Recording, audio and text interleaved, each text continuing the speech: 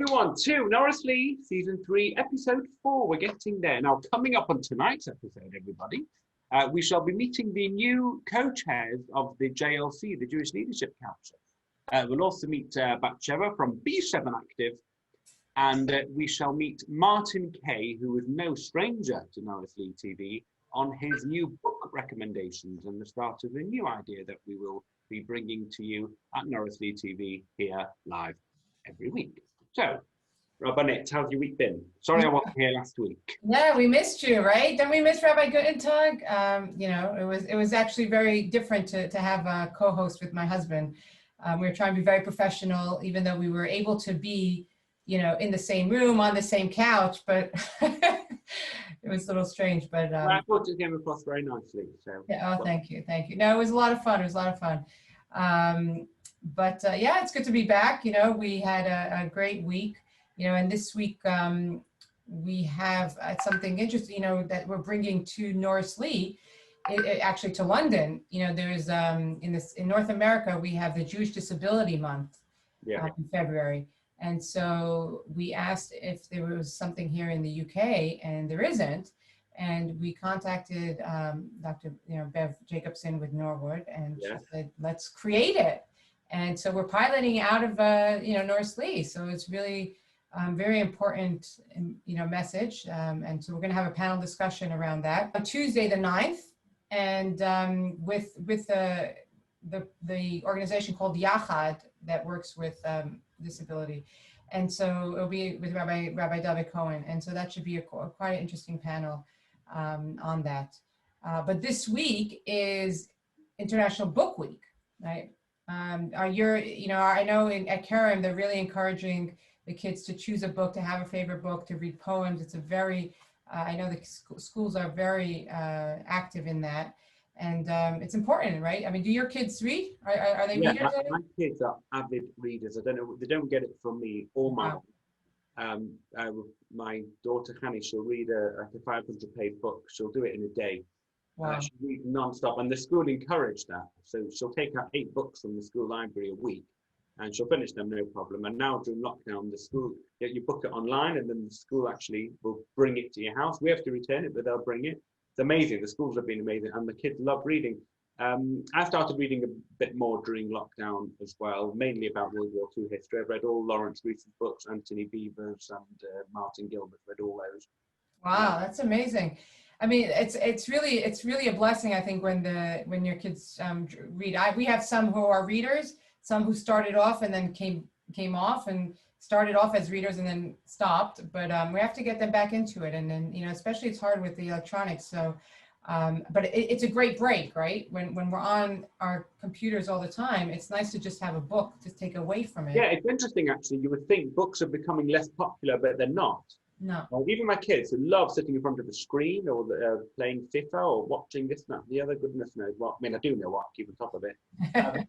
They do like sitting around with a book. They do read a lot as well, which is great. And it's good for their vocabulary. They're more advanced than I was at that age, I'll tell you that. Yeah, no, it's great stuff. And that's why we're introducing our new segment of lockdown literature, right? We found it's important, and we'll talk about that a little later. But first, as you mentioned, we have 2 new co-executives working for the JLC. Let's go over now to meet the new CEOs, Claudia Mendoza and Michelle Janes. Rabbi Freeman interviews them. Michelle Janes and Claudia Mendoza, welcome to Norris Lee TV. Thank you. It's an honor and privilege to have you here. Michelle and Claudia are the new co-executives of the JLC, and really now the leaders of Anglo Jewry. So today we're going to find out a little about our 2 new leaders, faces of the community, and what they have planned for the future.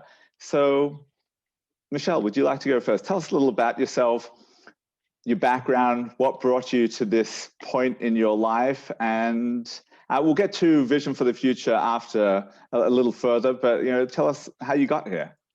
So cool, no pressure in all of that intro. Thank you so much. Well, I suppose rewind back, I grew up not far away from where you may have some roots in Australia. So grew up in Australia and then moved to England with my family. My mum grew up here and grew up in the S&P community. So grew up in the Spanish and Portuguese community, had my Batsheva at Bevis Marks, and the candles were all lit beautifully. So it was lovely. And then tried loads of different youth movements as a kid growing up in the 90s, and found a home in the progressive movements in RSY Netza, so the reform movement, and was obsessively attached to them, went through all of the kind of Israel tour and spent many weekends with my parents ferrying me back and forth as I was volunteering as a madricha, and really founded my roots in the community there. And that's where I stayed. So married to a rabbi now, married to a rabbi in the liberal movement. Never imagined I'd work in the community, but just kind of found my way through youth movement world, teaching, and then let me just stop you for a sec. I thought the end of the sentence was never imagined I'd be a Rebbitzin. No, well, there was that too, although my friends were convinced. So yeah, I only get called a Rebbitzin by certain people, but that's, yeah, never imagined I'd be working here. So worked in the Mazorti movement, so have had experience in many places in the community, and before I got here, and found my way to the JLC through LEAD in leadership development, and kind of the natural path. I've never been one to seek things out necessarily. Things have just happened. I've been kind of, and for someone who plans a lot, that's quite chilled for me, you know, letting things happen in my career. That's is a bit of an opposite side to me. So here we are. It's a bit of a journey. Feel very grateful. Yeah, but I suppose that's a bit of a summary. Fabulous, fabulous. Well, excellent. You know, the Almighty has brought you to this spot, and we are the richer for it. Claudia.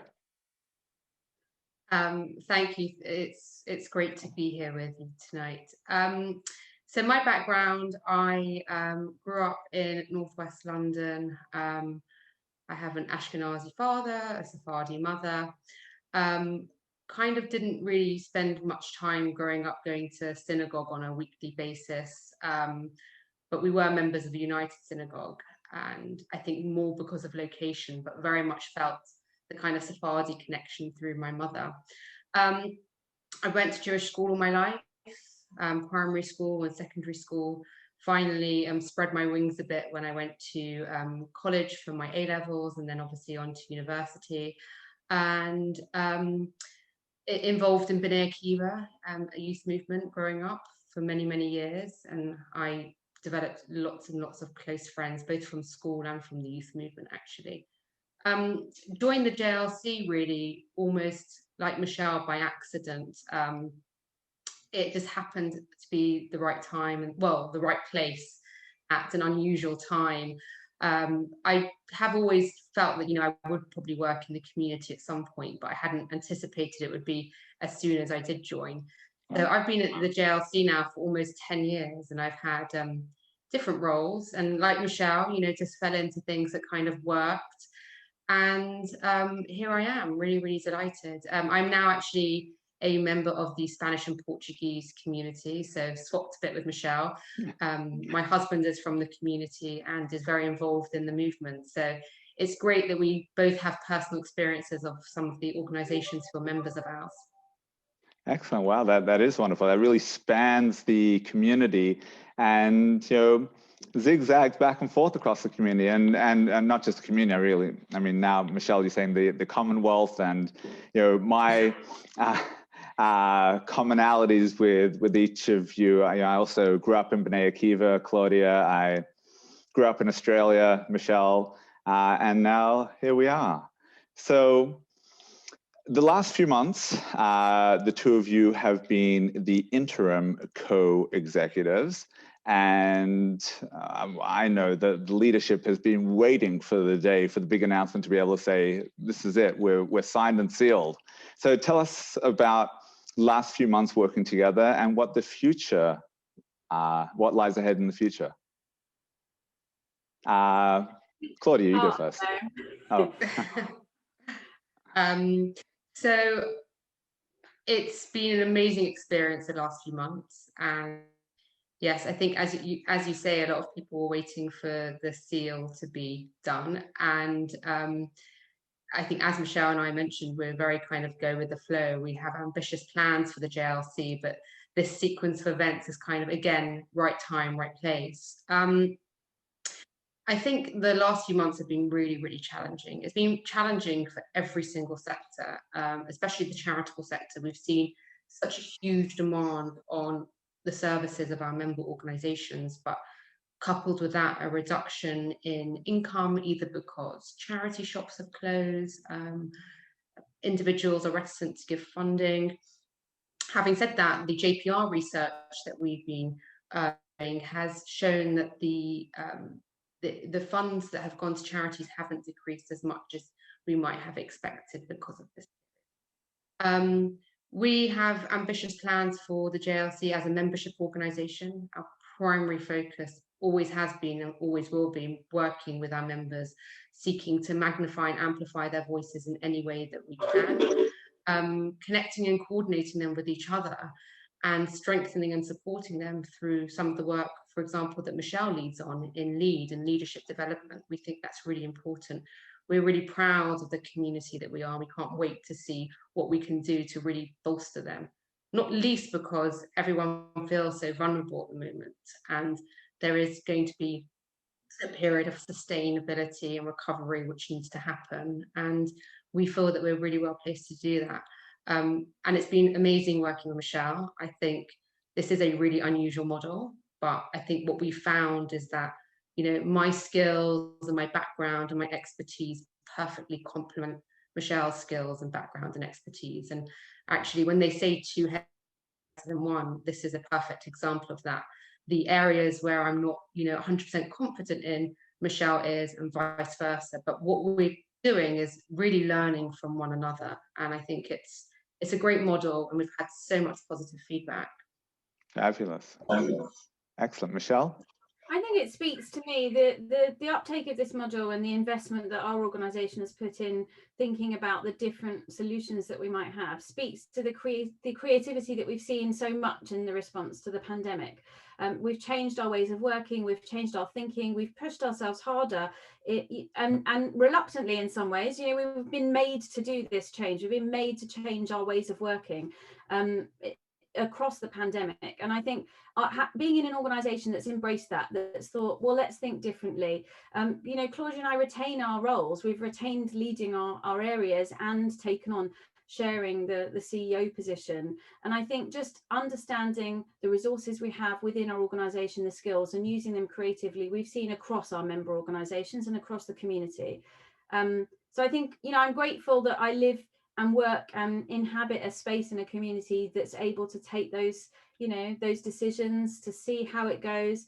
There's a lot of interest in the model and how we work and thinking about creative solutions to things. And I think it's important to mention the fact that we're women who have come through leadership programs in our community, that we've been supported in our leadership journey. I don't know if you know, we were on a leadership program maybe 5 or 6 years ago that was run by the JLC. We never, when I say I never imagined being in communal leadership, I never imagined 5 or 6 years ago leading this, you know, communal organization with Claudia. But credit to the investment in our community of leaders, of women leaders particularly, and to have the foresight to know that this is, you know, let's embrace this now. Well, that's excellent.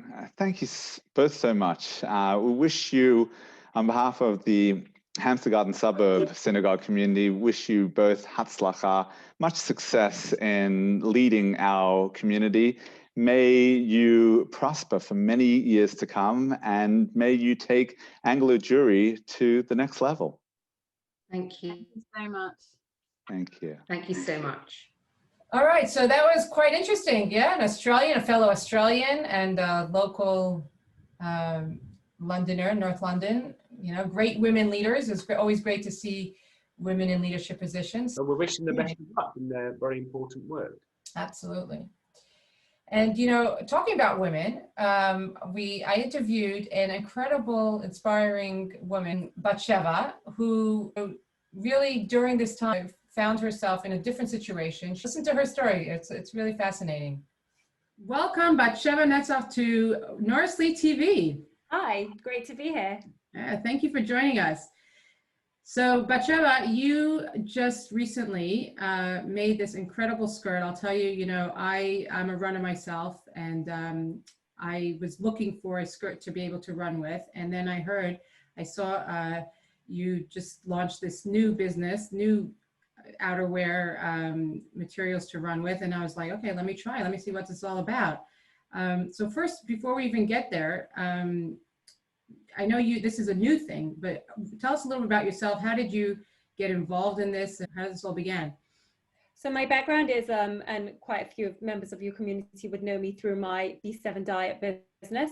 And I used to see people one-to-one and on a weekly basis to help them lose weight. I'm a weight loss consultant. So that was my main thing for the past 18, 19 years. So I would help people and coach people through weight loss. And thank God, that kept me very, very busy. And then I would say at the beginning of, and then I was the past 5 to 6 years, I've been very into exercise. And it's been a really great outlet for me. It's been very healthy for me.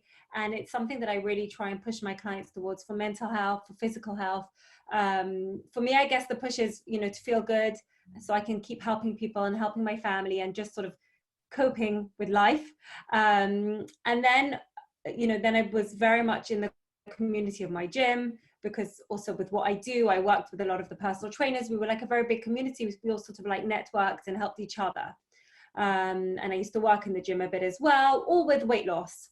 Wow. And then lockdown happened and all the gyms shut, and no more gym and no more spinning for me, no more running on the treadmill. So I had to suddenly rely on the outdoors. And living in the bubble of Golders Green that I live in, I felt like I didn't have the right activewear that was modest enough to run in the streets with, that I would feel comfortable. Number one, I don't want to stand out and look strange running in the street with like a big skirt, and I just don't want to have people looking. And number two, I just didn't have the right kind of clothing to be able to wear to run outside. So I, would drive far or wear something that didn't quite mesh well, and it just wasn't good. So I decided I had to bring out a modest activewear sports skirt, not just for women who, for religious reasons, but women who just want to cover up that little bit more, but still want the quality activewear. And there's, a lot of women out there, all the tennis skirts are so tiny and people just sometimes want a bit more coverage. Yeah. And then I looked into starting a new business during lockdown 1. And that's when B7Active was born. And then there's a few different, obviously, products. There's the skirt, there's t-shirts, there's caps, there's a hoodie, and I'm expanding it for this summer. So there's lots of new products in production as well. That's amazing. So B7 is Batsheva, I guess that's the... Yeah, B7 is a play on my name. Yeah. My name. That's amazing. During lockdown, we know that there's so many businesses weren't able to, like you say, the gym shut down. And yet you were able to just pivot and find a different opportunity to make to say, okay, you know what, I won't be able to go to the gym, but let me figure out another way to do exercise. And it's amazing. And not only find an opportunity to run outside, but to make it more feasible for you. For me personally, when I created, I didn't think I realized what I was getting into. We had unfortunately a family tragedy, and it was a very hard time, and it was my escapism. And it was like my creative side coming out, because I've always been like artistic and into fashion, and it was like a way to mesh both of my businesses together. So for me, it was like an outlet to get to my outlet. It was a really positive way of channeling all my anxieties in the very, very difficult time that I was personally going through, and having to like get used to homeschooling and still help my clients with weight loss and dealing with a pandemic and everyone like not coping around me and like having to be the strong one for everybody. So it saved me in so many ways. I had no idea what I was getting into. Thank God I didn't, because I might not have done it, but. And it's amazing. I have it right here. I ordered it, and it's so lightweight. I have to go off on that. I'm sure it wasn't easy on finding the material, the manufacturer, especially during COVID. How did you make that all happen? Okay, so that was the challenge. And I had my son home from my second son, who is 19. He's home from yeshiva. And my oldest son was busy getting into uni. So it was my second son, and he was like, Mom, I'm going to help you find someone to help you do this. So I have no idea, literally all came direct from Hashem, because I was looking on blogs and vlogs and production companies and So I didn't know the first thing about it. And I met with a lot of people. Well, when I say met, Zoom calls and emails, and I could see that the product just wasn't going to be quality. It was too cheap. It didn't make sense. It wasn't made out of the weightless material that I needed. I needed it to be dry fit. I needed to have reflective logos. I wanted to have a waistband that you could fold over to make it shorter so people could wear it at different legs. There were so many things that I wanted, and I was always having to compromise. So I said, I'm not compromising. I'm used to a very high standard of activewear. Once you get into that high standard, you can't go back. I can't have something that isn't dry fit or isn't compression material or isn't weather adaptable because I'm running outdoors. And I've got no idea how I found the production company that I'm working with, but they're amazing and they work with like the high-end designers, and I'm just so lucky that I found them. And obviously I try and keep my prices as low as possible and just reinvest in my business. But if you ask me how I got there, I literally have got no idea. That's amazing. That's the crazy thing. Well, Yeshikov, and we wish you much hatzlacha in this incredible endeavor. And maybe we all pivot to sometimes we get into these challenging ways, and we think we have an outlet, and then that outlet is shut, so we have to find another outlet to go and be able to get through it. And so Yeshikov on showing us how to do that, and continue, like you say, with the help of Hashem to show us that way. So amen. And to everyone who's struggling now because of the lockdown and everything, just get out. I know stay home, but get out. Thank you. Great to meet you. Really incredible how she managed to just create a business during COVID. I mean, seriously, like who does that? I've not met her on my walks. Yeah, really unbelievable. It's funny because I was looking for a skirt. I run, and I have like this just an old skirt that I run in, but I was always looking for like a good quality one, and so I was telling my husband, he's like, oh, why don't you just create your own, just go and find the material. I said, no, you can't just do that. It takes effort. And then lo and behold, here she is around the corner. So it was God sent, and as she said, it was really, Hashem really helped her make it happen. So I used to have a kilt, although I wouldn't have done exercise in it. Well, kilt are probably very stretchable too. That's interesting, but yeah, I don't know if the material would work. might be too hot, but yes, we wish her best of luck, and thank you thank her for joining us. As we mentioned, we have a lockdown literature that we're bringing in, and I spoke to the rabbi last week about this On Division book that I started reading. And I finished it, and I talked to Martin Kaye about it because he's the one who recommended it. So let's go. Good read. It was an incredible read, really quick read. I'll lend it to you afterwards. It's really fascinating. Let's go over to Martin Kaye, see what he thought of it.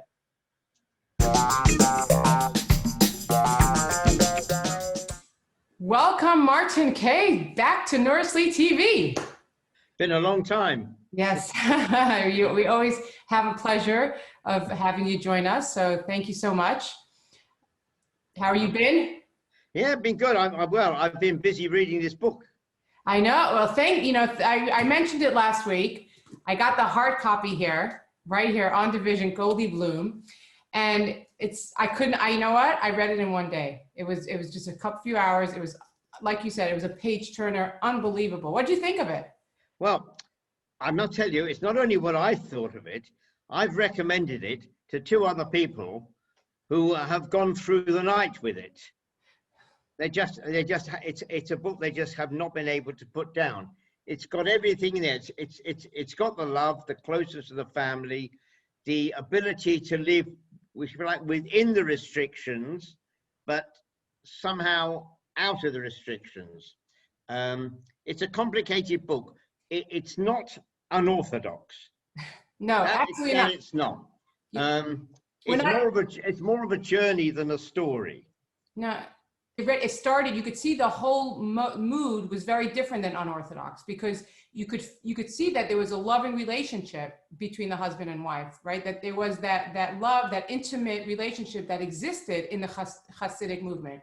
And so it was really, just to tell our viewers a little bit about the plot. So it's about this woman who's 57 years old, finds out that she's carrying twins.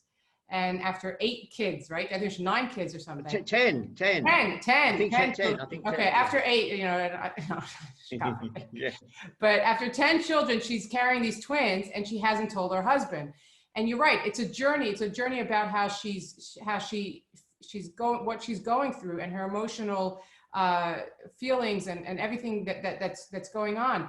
But yet the intimate relationship she has with her husband, you could feel, you could sense it, and it was so beautiful to see that in this Hasidic sect, that it does exist, unlike what we saw in unorthodox. Yeah, I think it's wonderful when she has these flashbacks with her husband, with her moments of intimacy, and how she understood that he understood her, and vice versa. Yes. And what didn't really need to be said, he just knew, she just knew.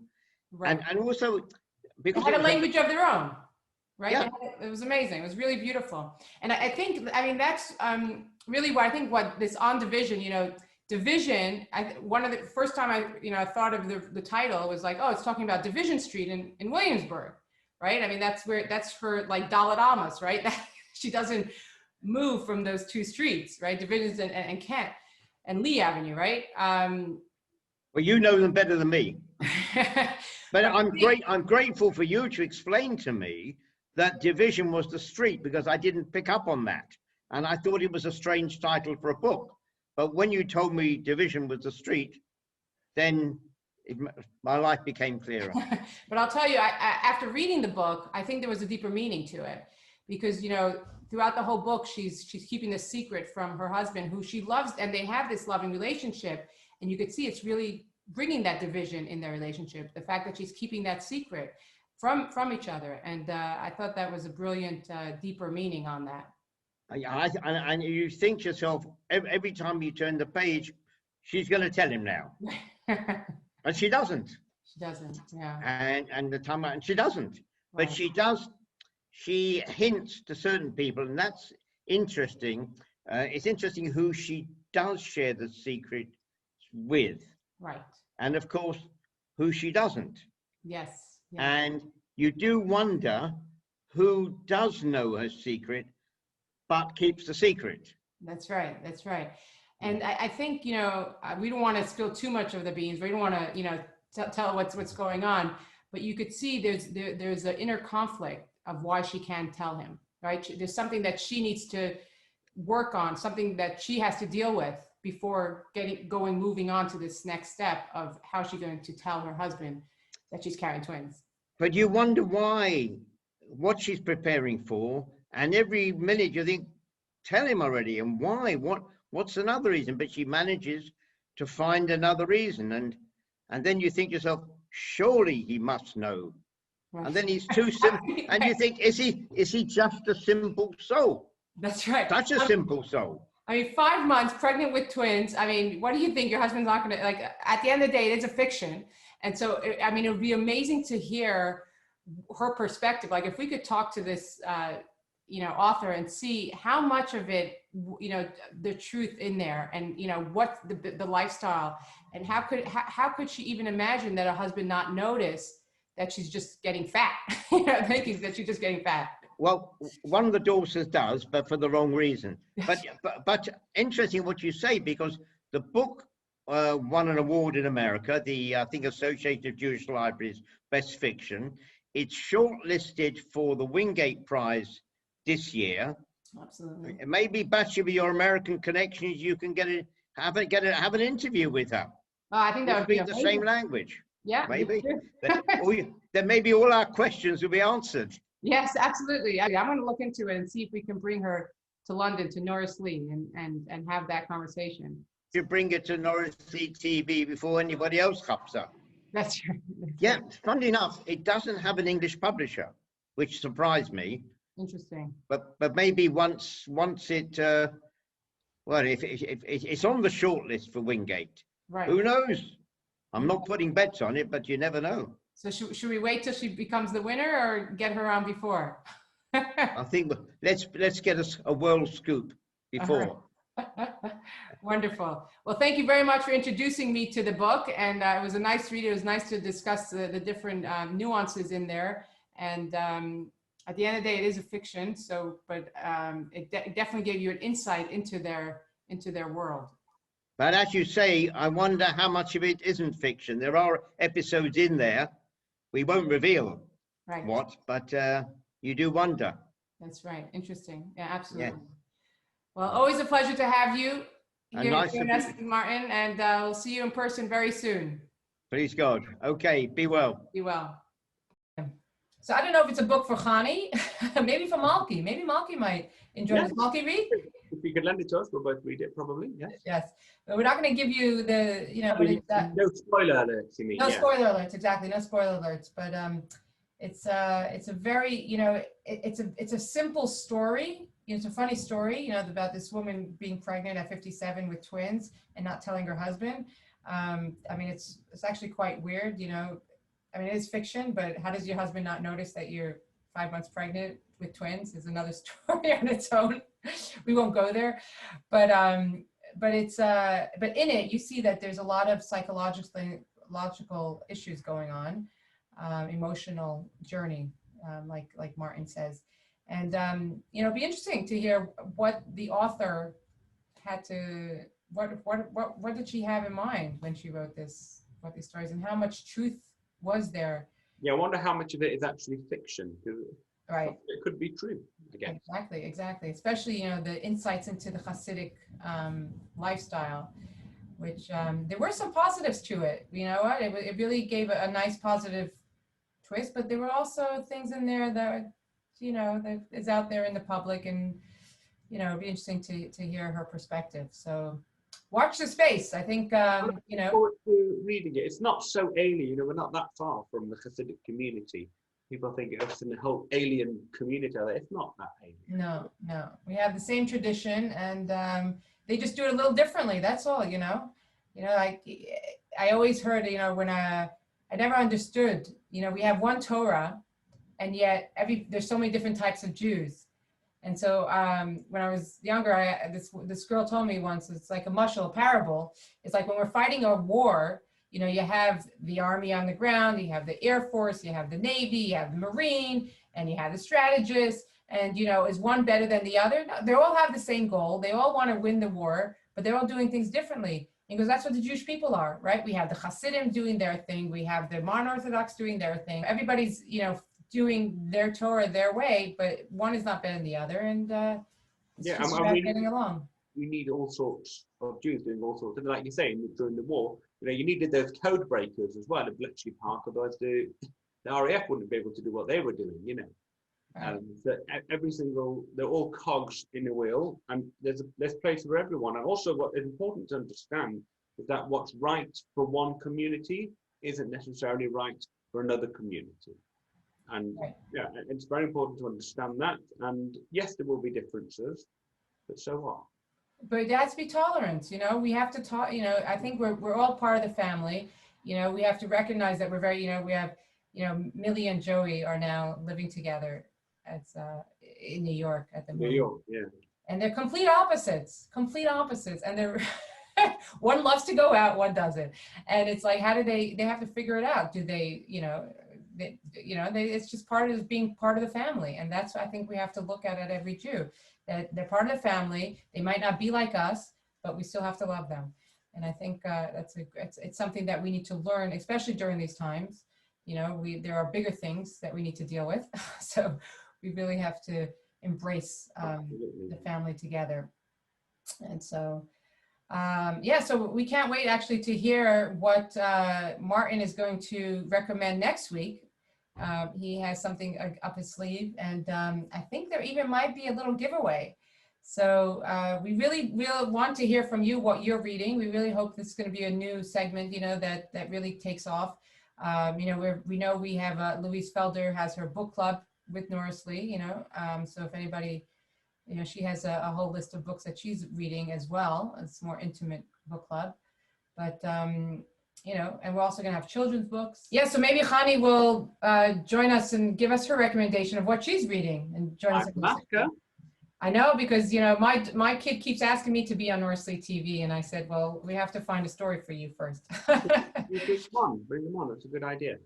I think quite a few people. There's quite a lineup to join us on our show. Oh, they're queuing up, and people are excited even to be spotted on it, because last week when you were filming on location at Temple Fortune Medical Center, a friend of mine, Mark Kashansky, hi Mark, I'm sure you're an avid watcher of our program, where he saw himself, he saw you filming and then he checked it out to see if it was caught on camera and he sent me a screenshot, so it was very nice. So if you ever see these cameramen and women going around like Meshuggah filming, it'll be us and you'll be very, very famous. I know, it was funny when I was walking there, I was like, what are the Rebbitzin coming down with their camera being on site onto the Temple Fortune? It's like a whole new world now. But it was lots of fun, and it was such a great nachas to really see these incredible doctors giving up their time. So Yasher Koach once again, Temple Health Center. So we always like to have local stories. So glad he's one of our viewers. Yeah, and if anyone has any ideas of things that are going on within the community, call us, because we want to hear and we want to show everyone what's going on in the community. And next week also we'll be meeting another engaged couple. There are several, Baruch Hashem, in our community. Yeah, quite a few, right? Yeah. So we have a few mazel tovs. It's funny. Coming up this week, we don't forget. So we have the Tuesday. Tomorrow night we have the Jewish Disability Panel discussion. Yeah. And on Thursday, Rachel and I are in conversation with Rebbitzin Slavi Jungreis, and that should be really quite interesting. You know, connecting our past to our future. You know, you heard of Rebbitzin Esther Jungreis, I'm sure. Sure. Yeah. That should be quite interesting as well. One of the inspirational women series to continue on for Rosh Chodesh, right? We have Rosh Chodesh Adar, Misha Nechnas Adar. Marben B'Simcha, love it. Right, that's right. So we're gonna end off with pretty quick. It's been a long year, but it's sort of passed quickly. It's like weird. That, you know, it's a year now. Purim, we all started last year. March 27th, right? But listen, you know, we have a lot to be thankful for and a lot to be happy for, and we have a great Purim lineup coming up, right? We have lots going on. Yeah. So we'll talk a lot about that next week, a little bit more details about what's available, how you can get in tune and really get into the spirit of Purim and all safe and secure, and it's going to be a lot of fun. So we really hope we really enter this month full of simcha, full of joy. We'll see you next week. Amen, and a good night from us. Thank you for joining.